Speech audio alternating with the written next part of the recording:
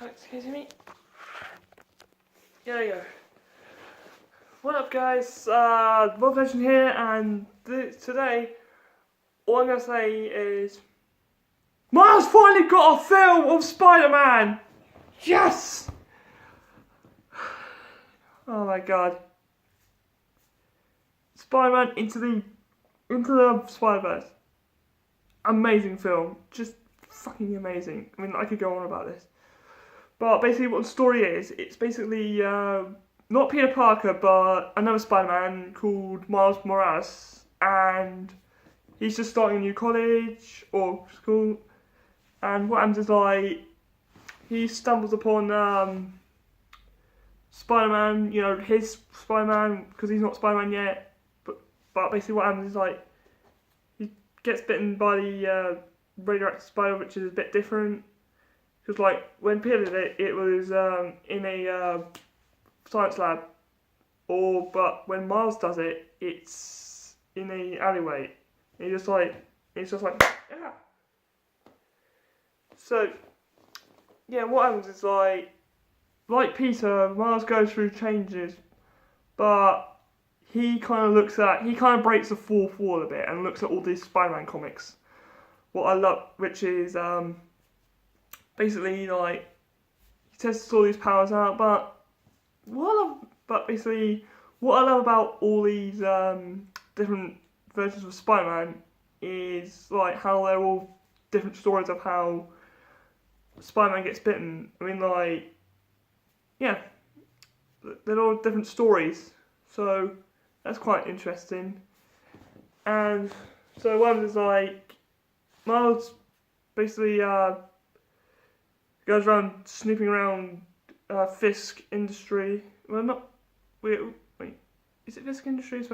No, but basically what the story is basically is Kingpin wants to bring back his family. I mean, like, because they're not dead or anything, but basically one was like,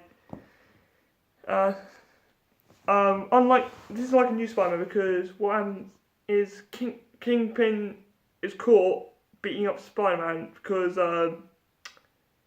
by his wife and child, and like how, you know, how everyone loves Spider-Man. It's like, yeah, they're like, oh my god, why would you do such a thing? Yeah. And he wants to bring them back, but however, like, that's like going back in time and like trying to prevent like that from happening. So what happens is he has this machine which causes a rift into the space-time continuum, or into the Spider-Verse, and it brings out all these other Spider-Man that come from all different universes. Because, like, you got the Noir Spider-Man, you got Noir Spider-Man, which is played by Nicolas Cage. You got like, I'm gonna call him, like, I don't know. Loser Spider-Man's not. It's like Spider-Man. It's like Peter Parker, but nothing goes right for him. But in this universe, but one was like, and you get like this Techno Spider, which is basically this one from Japan, like China, and you got Spider-Ham, which is like a cartoon, and there's nothing wrong with cartoons, but I just thought it was really good. So, and one is like, oh yeah, and there's also Spider-Gwen or Ghost Spider, however you want to call it, really. But it's up to you. But basically, one is yeah. So they try to train Miles about all the like how to become Spider-Man in his universe. So yeah. But like it takes him a while, and they're like, yeah, no, he's not ready. Yeah, they're like, he's not ready. And then, like, in his own time, he'll become Spider-Man. He'll become Spider-Man and be ready to face Fisk along with the others. So, because they go off ahead without him, and because they think he's just not ready. He's just not going to cut it out to be Spider-Man. He's just not ready. So they go on ahead and try and stop Fisk from trying to reunite with his family. Hello. Dottie. Come on, move on. Good girl. Sit. Yeah.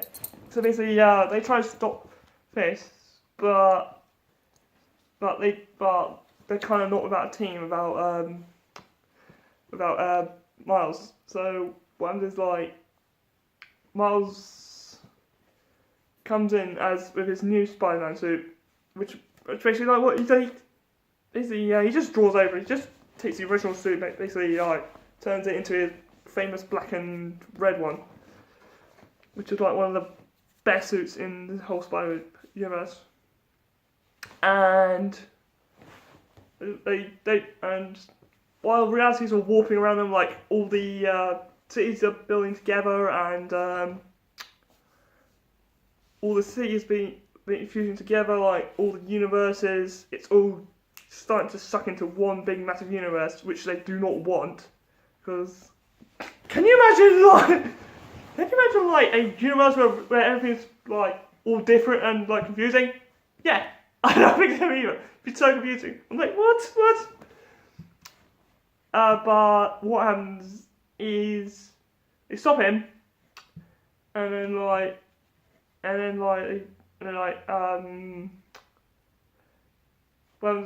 they stop him, and then stop the villain, and just goes to jail.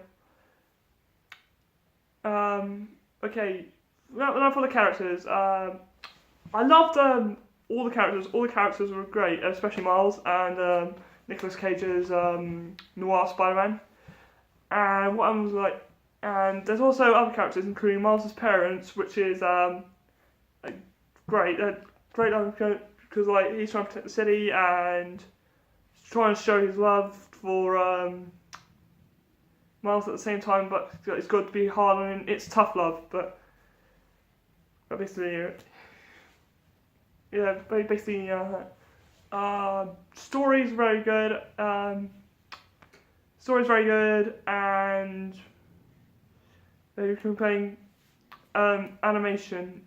Now for the animation, it kind of took a different turn with graphics, because they all did it in like comic book style, like it's all like stop motion or comic book, which was very like unique from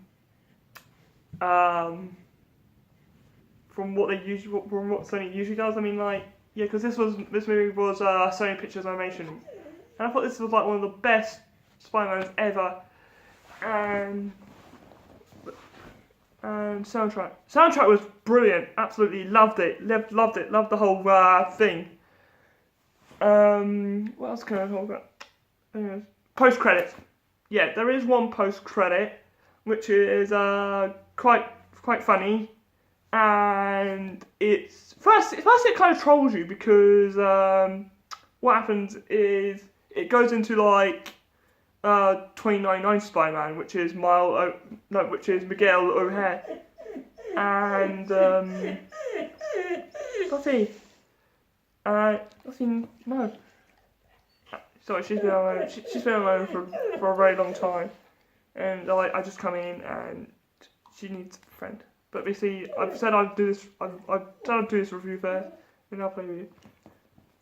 And basically, well, there's like, yes, in Miguel's story, like, because Miguel's story, basically they're like, he does they all do the comic book thing, of like origins of like how it happened, how I got into the universe. Now it tells you how he started, and the funny thing is, like, it goes back to the 1960s or 1970s, the very first cartoon, and it's like, hey, why are you pointing at me? It's like, no, don't point at me. It's like, da da da da da da. Yes, yeah, basically that means when they were pointing at each other. So, yeah. What else can I talk about?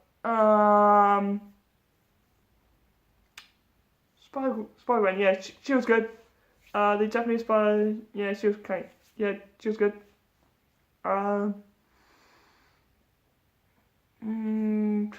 We talked about Kingpin. What else do I talk about? If I've got nothing else to talk about, so I'm gonna end the video here. And before I do, I'm gonna do my review. And this movie is getting a 10 out of 10 from me. Yeah, this movie's getting a 10 out of 10 from me because I just loved every bit of it. If you're a Spider-Man fan or not, even if you're just a regular Sony fan, like, because they've redeemed themselves from the Emoji movie, from my opinion. Yeah, I bring that up. Yeah, because like I know like the Emoji movie was like the worst Sony film that they could think of, but they kind of redeemed themselves with this movie, and this movie does not disappoint. So if you're a fan of Marvel, Spider-Man, or just want to go check it out, then go ahead. So yeah, I wish you all a very Merry Christmas and a Happy New Year. And this is probably throughout